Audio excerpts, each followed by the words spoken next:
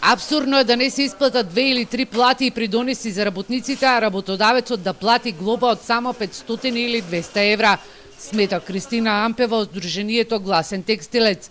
Токму поради ова ќе иницираат измени во законот за прекршоци, бидејќи работодавците го изигруваат законот, а работниците остануваат без своите плати, кои мора да ги бараат преку судовите.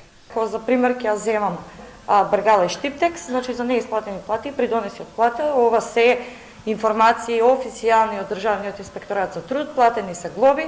Ако ги платите во рок од 8 дена, тие глоби од 1000 остануваат 500 евра и повторно тој нема како работодавач обврска да ги исплати платите на работниците, единствено може да си ги побаруваат во судска постапка. За иницијативата за зголемување на глобите за работодавците кои кршат основните работнички права, Гласен текстилец веќе разговарале со министерката за труд и социјална политика и директорката на трудовиот инспекторат.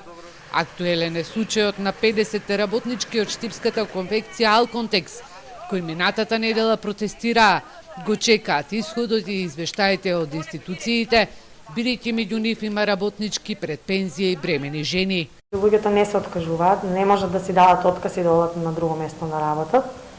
Значи институциите се известени, листата на луѓето е таа, а што понатаму ќе се случува, кој ќе плати казна.